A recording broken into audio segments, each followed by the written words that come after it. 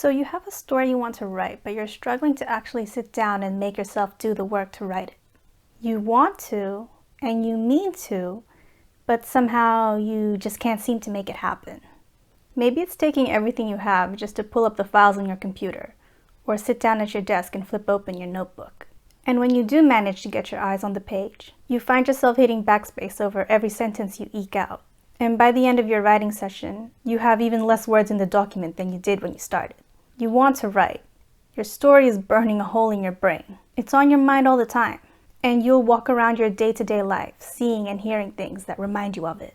Maybe you'll even see other people talking and making posts about how they've hit their daily word counts and how they're revising their fourth draft. And you start to feel like you're falling behind. Maybe you start thinking that you're lazy and undisciplined, or that everybody else knows something about novel writing that you don't. Some secret technique that you haven't managed to find out about despite how long and how deep you've been researching and self-studying. Maybe you think you have writer's block, but when you try to get help with your problem, everybody's saying writer's block isn't real, and you need to get over your perfectionism and just write. The whole problem is you can't just write, and nobody's giving you an actionable solution, and you're just getting dismissed and condescended to, being treated like an idiot who's too stupid to get out of their own way. But you're not stupid, and you're not lazy. If you want to write, but you can't, there's a reason why. And trying to understand the reason why this is happening is exactly what you should do if you find yourself in this situation. Because you don't need more willpower. All the willpower in the world is only going to blast you in the wrong direction if you don't accurately understand what the problem is. Do you think you can identify and formulate an effective solution without an accurate understanding of the problem you're about to apply it to? Of course you can't. You need clarity first. So today we're going to talk about how doing anything isn't a matter of just doing it. If you want to do something and you're finding that you can't, there's actually 3 parts to the situation. There's your intentions and motivations, the blockers obstructing you from taking action, as well as the action itself. We're going to explore the problems you can run into at each of these different points. And the root of your issue will be different depending on where it is exactly you're running into problems with your writing. Because what gets called writer's block is actually only a symptom. And there are a few different things that could be the underlying cause. And by the way, perfectionism isn't one of the blockers to action. It's actually one of the strongest, most potent drivers to action. And the real blocker is something else. Something that has a high comorbidity with perfectionism. That if you can address and diffuse it, the strength of your perfectionism is actually something that can be turned to your advantage. But the thing is, we don't know each other. There's no way for me to thoroughly and accurately know the details of your situation. So even though I can talk you through this framework, it's up to you to perform the self-examination, to learn exactly why it is you can't write, even though you want to. You'll need to bring to bear all the honesty and self-awareness that you have, to get the self-understanding you need to make a breakthrough with your specific case of writer's block. But I trust you, so let's go. Let's take a look at the issue. You want to write, but you can't. If we were to draw up a diagram of what this experience is like, it would look something like this. There's this part here at number 1, your intentions, which is like the fuel that sets you along your path. Your intentions are powered by your motive. There's the blocker, and then there's the action on the other side of that. You begin with the intent to write, and you're driven toward action by your motivation for writing. But before you can arrive at action, it feels like there's something getting in the way, a blocker. So if you want to write but you can't, the first thing you should get clarity on is your motivations, your intentions. According to the model we have here, you can only arrive at action if your motivations are strong enough to overcome these obstructions. Because if you've lived even a little bit, you'll know that all kinds of things can drive you. Motives aren't all equal to each other. Some motives are stronger than others. So let me ask you this. If you want to write, why? Maybe the most common surface level answer is that there's a story in your head that you want to exist in the world. You want that story written down so you can read it, so that other people can read it. You want to share your story. Okay.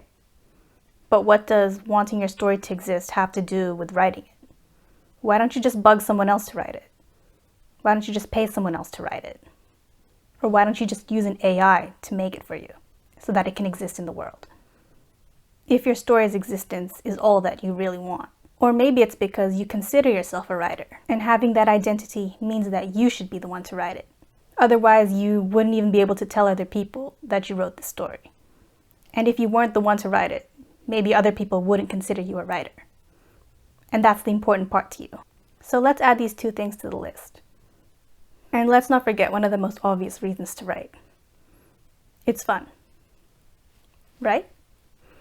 Okay, let's circle back to earlier, where I said that you want to write because there's a story in your head that you want to exist in the world. Let's add that to the list phrased like this: because you're supposed to write.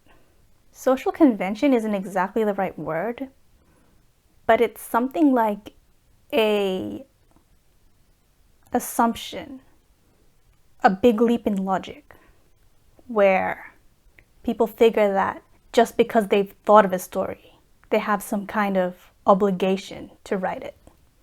There's something like an assumption that having an idea always means that you should do something about it. But if you really think about it, ideas don't have to be acted on. Maybe you don't even care about being a writer, but you've jumped to the conclusion that you should write a novel just because you have an idea for a story. Maybe you just feel pressured and obligated to write it into a story, but you don't even really want to. And there are other ways that these pressures and obligations manifest too. Maybe you offhandedly mentioned to a friend that you have a story idea, and they told you you should write it. Maybe you had a teacher or a parent tell you that you're really talented at writing, so you should write a book. Maybe in your own opinion, you're really good at telling stories, so you figure that you might as well put your talents to use and write a story. Let's put those on the list too. And I guess what we have so far can be grouped into these two clusters: desires and obligations.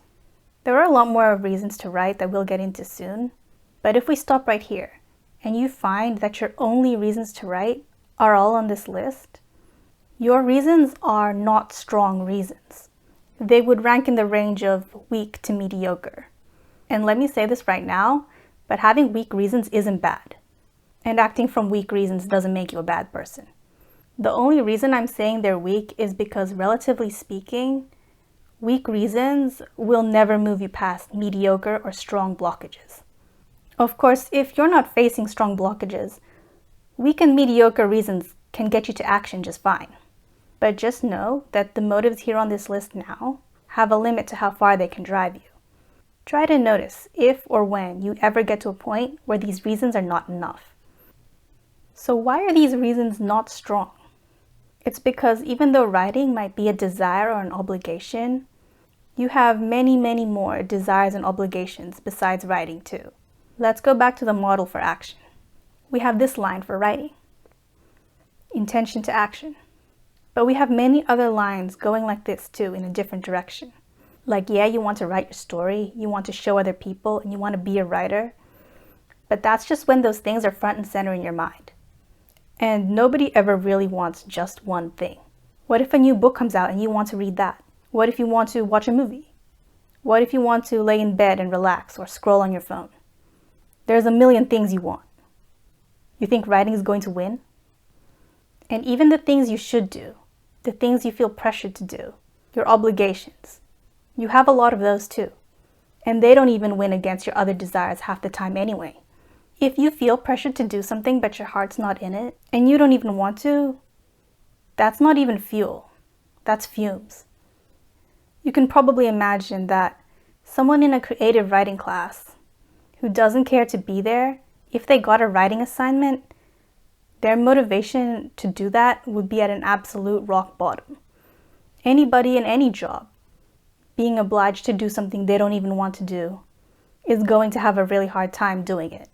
So obligation without desire is probably one of the weakest reasons of all. But even when you do have the desire, even when it isn't just fleeting, why isn't it enough? Why isn't desire a strong reason?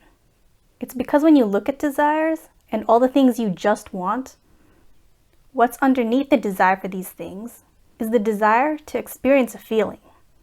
What you really want is to feel a certain way. You want to feel happy.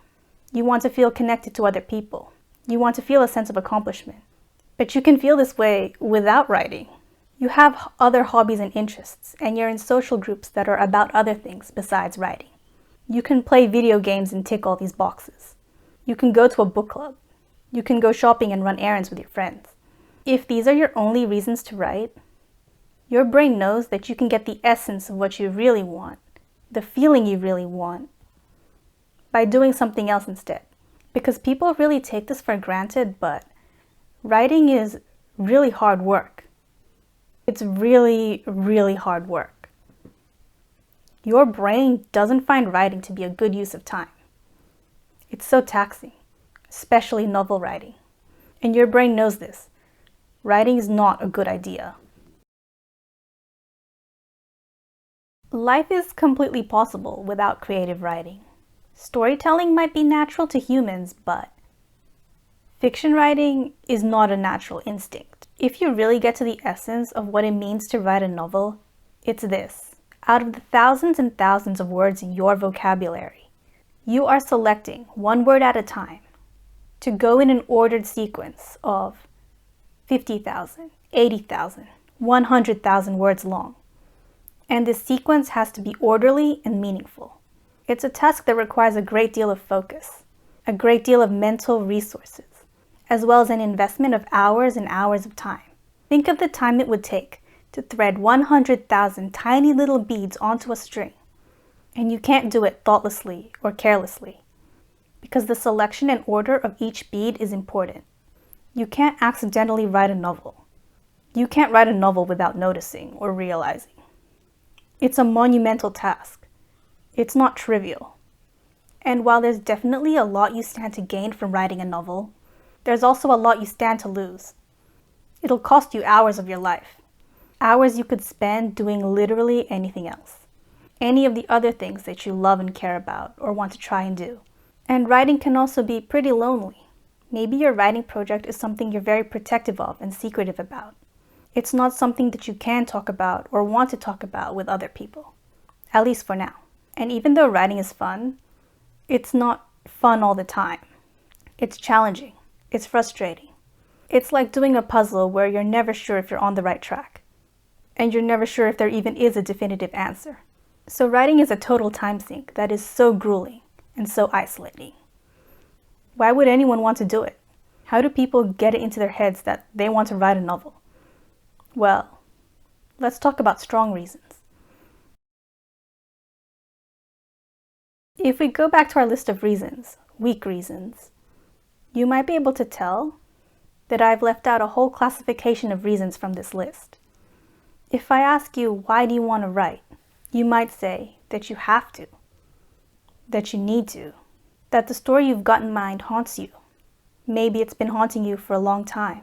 There are characters and whole worlds that have lived inside of you ever since you were a child. Years have passed and they've never left you. You're possessed with the compulsion to get this story outside of yourself, outside of existing just within your soul. You're burning to put it in the world, and it wouldn't even matter if nobody else ever read it or liked it or cared. What matters the most is that you express what you have inside of you.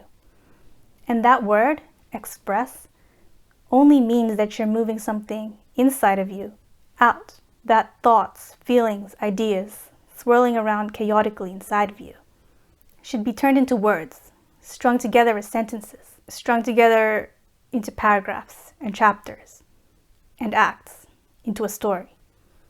If you guarded and protected this story so much that it never died or faded away, that some part of you held it tight, while the rest of your life changed and moved on, then it's because you cared. You really cared. And that's the nature of strong reasons. They are the things you care about and the things you believe in. Being moved to act because you care is so different from being moved to act out of desire or obligation. Look around and see. People who take action because of how much they care are capable of enduring past great hardship and suffering. That's what makes it such a strong reason. For example, people who care about their health will act in the interest of their health, no matter how unpleasant or inconvenient it is to eat a nutritious diet and regularly practice good hygiene. they'll still do it because they care.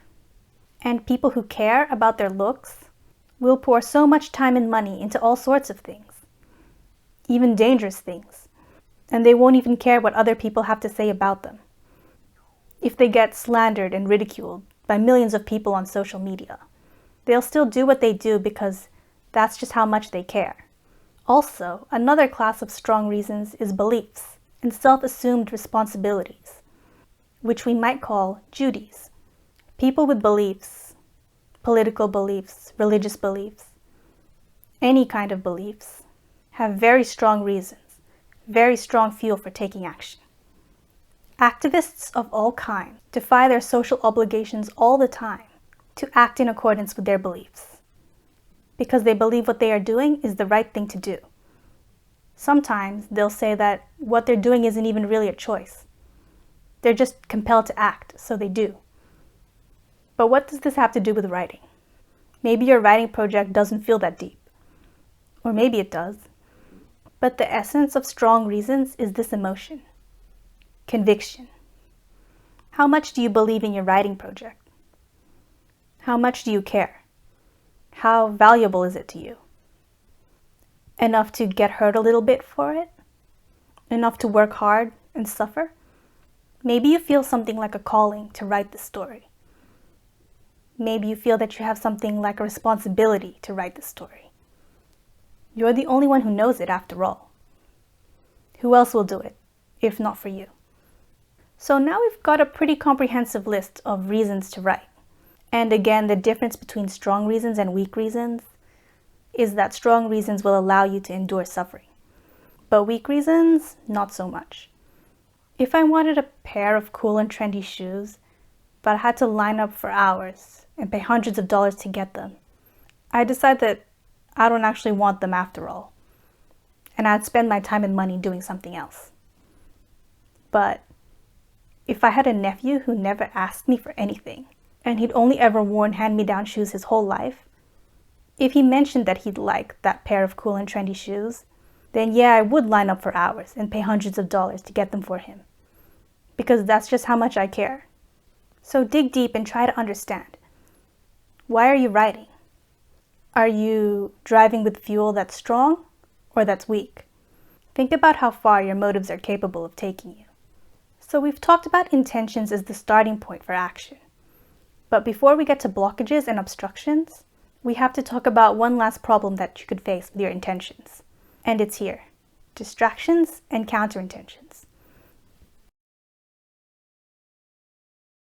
We already talked about how desires are weak because, for the most part, they're fleeting, and how you can have competing desires. We won't go too deeply into distractions. If you're a self-aware person, you probably already have a really good grasp on what kind of pointless things you gravitate to when you're procrastinating. Probably whatever app has the lion's share of your screen time. But what happens when you have two strong reasons pulling you in different directions? You know you have absolute conviction in what it is you're writing. You really believe in it and you really care, but you still feel paralyzed. Maybe you're on your laptop all the time, but you can barely bring yourself to open your writing software. Or you can hardly focus when you're looking at your work in progress. It's like there's a part of you that's reluctant to get into the writing project. A part of you that doesn't want to write at all. So if you feel pulled in two different directions, it's possible that you have two strong reasons competing with each other. Competing to take up the time and energy of your life. There are two broad cases where this will happen. The first case is if you have a life. Maybe you have a full-time job where you make your living. Maybe you have a side hustle. Or you do professional development because you have ambitions for your career.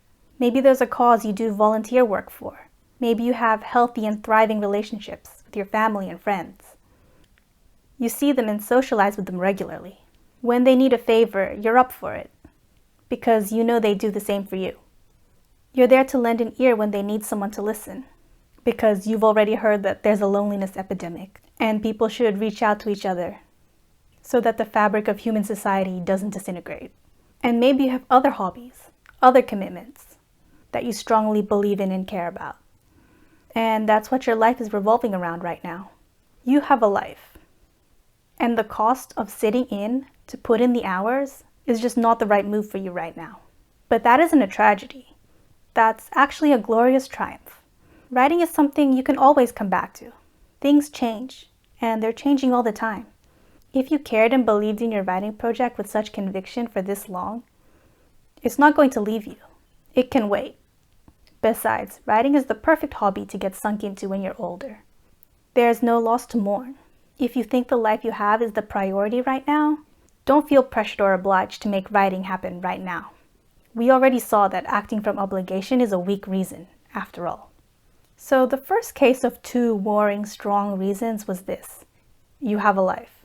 The second case is this: if you don't have a life. If your financial situation is looking dire, if your material security needs attention, if your health is on the decline, but you have a strong conviction to write, you're not necessarily going to have an easy time. Yes, you care a lot about the story that sunk its claws into you, and you really believe that you're the author that has to bring it into the world. But there's a part of you that's holding you back, pulling you away from the work, and it's doing that for a very good reason. Writing, like reading, is very conducive to escapism. And there's a part of you crying out for you to get eye to eye with reality. Maybe you should be studying and looking after your academics. Maybe your living situation is falling into disrepair with all the chores you're neglecting. Maybe you have no friends or support system. And your brain knows you have to do something about that for the sake of your mental health. Maybe it's romantic for writers to be sleep-deprived slobs who don't have any friends because they're so misunderstood. But at the end of the day, if you want to write, there needs to be a you intact enough to do it. And would it really be so bad? If you cared and believed in writing so much, if you loved writing so much, that you had to pull yourself together and save your life to do it, would that really be so bad? Your life is the story you're writing every day. That's such a privilege. And you don't have a choice whether you're writing it or not. Your choice is about how the story's going. You can choose what you're going to do. You can choose what happens next. But if you're sure you have a strong reason, then the reason you can't arrive at action is because you're up against a blocker that's even stronger. So you've examined your motivations, and you've looked to see if there's any distractions or counterintentions that could be pulling you away from writing. You know what your motives are for writing. Maybe you have multiple reasons. Some of them are weak, but some of them are strong. You have the fuel that's driving you toward action, but before you can arrive there, you find something in your way. Maybe when you open your project documents, you put your hands on the keyboard, or you open your notebook and uncap the pen and touch it to the page. But no words are coming out. You're sitting there ready to get to work, but somehow you can't make any work happen. Maybe you have a plan or an outline sitting next to your blank page, and you start working on that instead. You start tweaking and adjusting the plot points, or adding more detail to the character profiles. But the word count of your project isn't going up. You're not putting together any paragraphs or sentences. You're not writing. But you know you have strong reasons. The work really matters to you, so why are you still struggling? It's because even though your motives are strong, the blockages you're up against are even stronger. They are formidable. Your motives can't get any stronger. So the only way to get past formidable blockers is to address them and reduce them. And it's not necessarily a one-and-done confrontation. But before we get ahead of ourselves and start talking about the nature of these blockers, we have to talk about perfectionism. Many people will say that writer's block isn't real, or that what it really is an overblown sense of perfectionism. Your own unrealistically high standards paralyze you and prevent you from putting whatever words you can onto the page. This isn't completely wrong, but it's not the whole picture. Firstly, if we look at the classification of writing motivations, where do you think perfectionism is? Do you think perfectionists are driven to seek perfection out of obligation or desire? Or do you think that they're the way they are because of a deep sense of conviction? How many times do you think they have to be told to get over their perfectionism, to stop being perfectionistic, before they get into their heads that they have to change because they're wrong? The perfectionists who have problems are really, really stubborn. They're not letting go of their perfectionism for anything. Because that's how much they care. How much they care about things being good. As good as they can possibly be. Perfectionists are people who are absolutely convinced of the value and importance of good writing, good work, good art. So if their motives are strong, and their reasons are so strong, how come they still struggle to arrive at action? It's because, like I said, the blockers they face are even stronger. They're formidable. And all writers, not just perfectionists, face this blocker when they want to write but they can't. It's negative emotion. If the prospect of positive emotions can drive us toward action, then the prospect of negative emotions can drive us away all the more. And what are these negative emotions? Well, you tell me. What does it feel like when you write? What does it feel like when you try to write? Is it frustrating?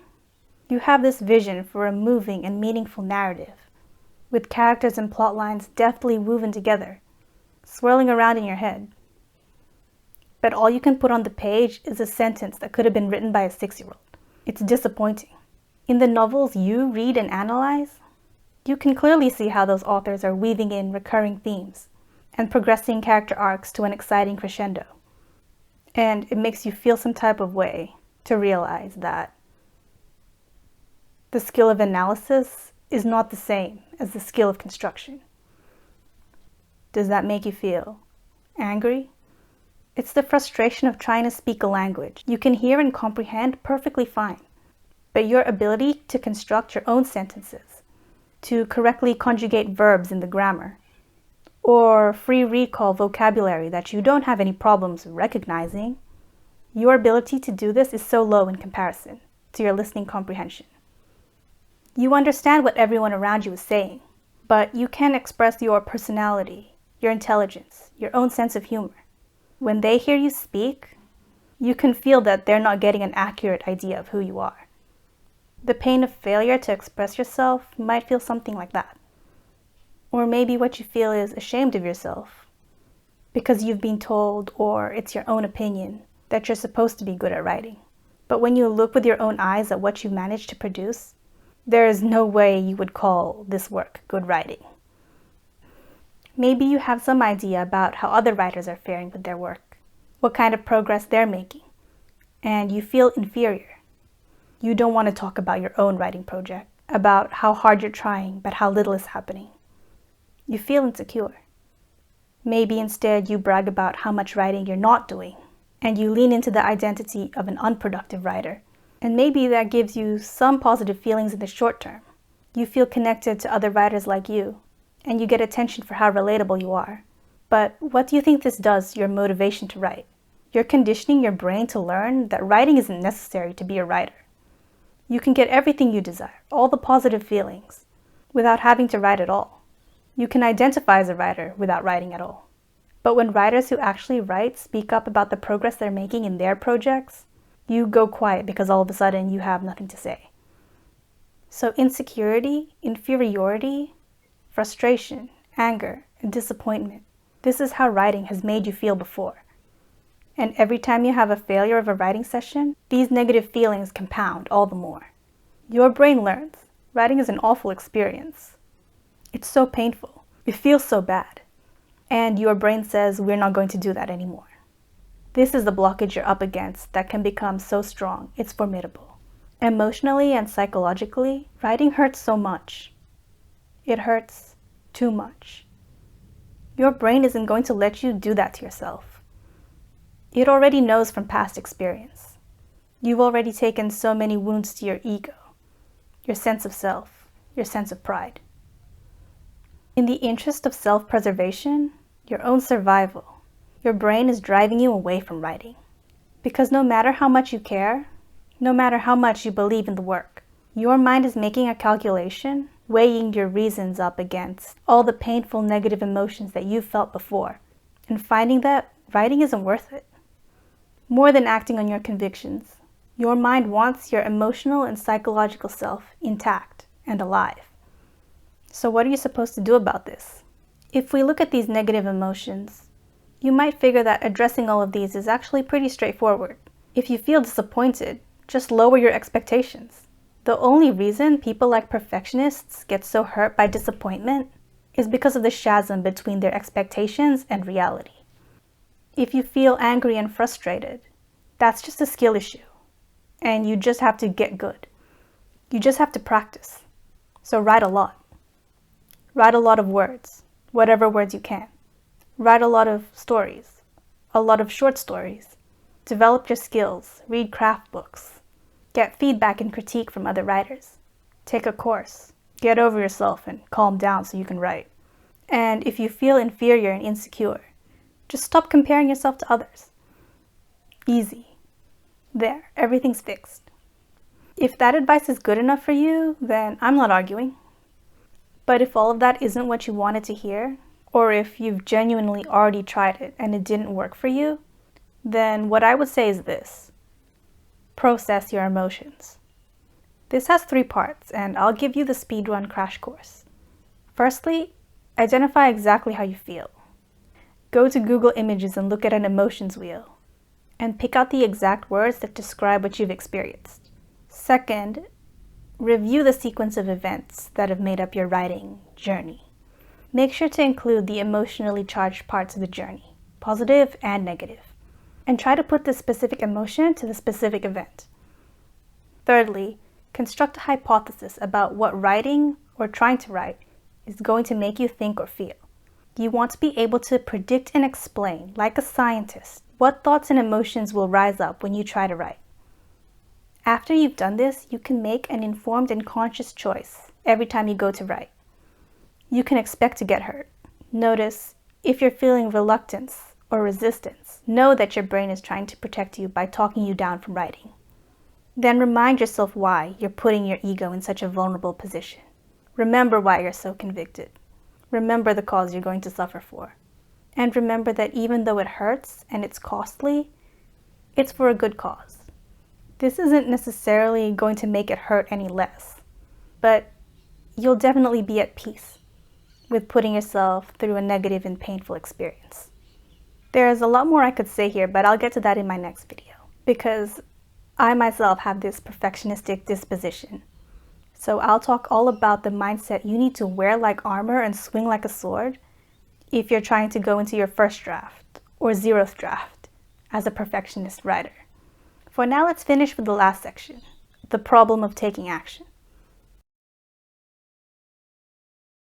So you've got clarity on your intentions and blockages, and getting insight into the exact emotions blocking you has helped reduce their strength to a point where you can push past them and arrive at action. So is that all there is to say? Or aren't you still typing sentences that feel useless, that you want to delete and start over fresh on a new document? Maybe you're past the blockage of negative emotion, but you still can't write. Why is that? When you can't do something, another meaning of this phrase is that you don't know what to do, or you don't know how to do it. For example, think of something you can't do. Maybe you can't fry an egg. Or imagine, if you can, a person who doesn't know how to fry an egg, who can't fry an egg. Even if everything you needed was right in front of you, and physically and mentally you have the capacity to do the task, if you really don't know how, then you can't do it. The problem we're running into with action is this. What sounds like just one task is actually a series of sub-actions that aren't really explained most of the time. They're just glossed over, but they're essential to the success of the task. I mean, there are a lot of steps and considerations to account for when you're frying an egg. That's not just one thing. For example, you need the pan and you need the stove. But what kind of pan should you use?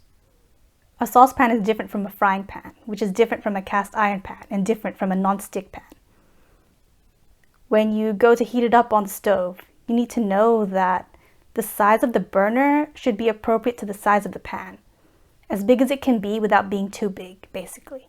And no one can give you an exact time for how to heat up the pan, because it depends how high you have the heat up on the burner. Then you might need oil to fry the egg. But what kind of oil?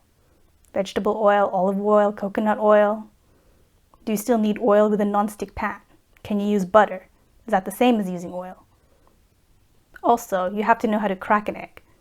Do you do that on a bowl or on the bench top or on the side of the pan?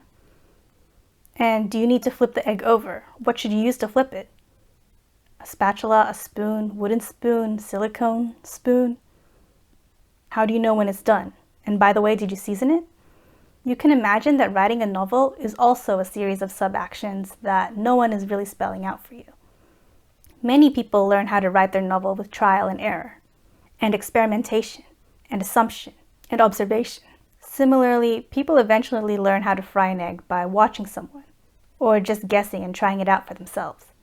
So if your intentions have moved you past blockages, but you still can't act, you are still lacking clarity on exactly what actions you have to take to achieve your goal. Sure, you know how to write a story. You know about the beginning, middle, and end. You know about conflict and tension. You know about character arcs and wants and needs and fears and misbeliefs. You know about foreshadowing and all sorts of other things. You could probably give really good critique on other people's writing, the same way someone who knows a lot about basketball or video games could give backseat advice to the person who's actually playing the game. What you don't have is an action plan for how to write your novel and execute on the idea. By the way, it's not necessarily your fault that you don't know how.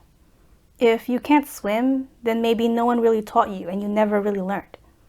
If you can't do calculus, maybe no one really taught you and you never really learned. If you can't communicate in sign language, it's because no one really taught you and you never really learned. There are a lot of resources on the principles of the elements of writing. But what I think is really lacking is operationalization and explicit steps for how to write a story. It's like you were given free rein to all the utensils and ingredients in a kitchen, and you've been given an explanation on everything in the fridge and the pantry and all the tools in the drawers. And now you're just supposed to cook a full course meal without any steps or instructions. Those steps and instructions is what I want this channel to be about. But before we get into any of that, the first thing we have to do is get absolutely clear about the motives, intentions, and blockages, the type of writer who maybe has the hardest time writing a novel. And yeah, I'm talking about perfectionists. Because if you can overcome all the psychological and emotional problems that perfectionists face, you will never go up against formidable blockers, and we can focus on the clarity of action.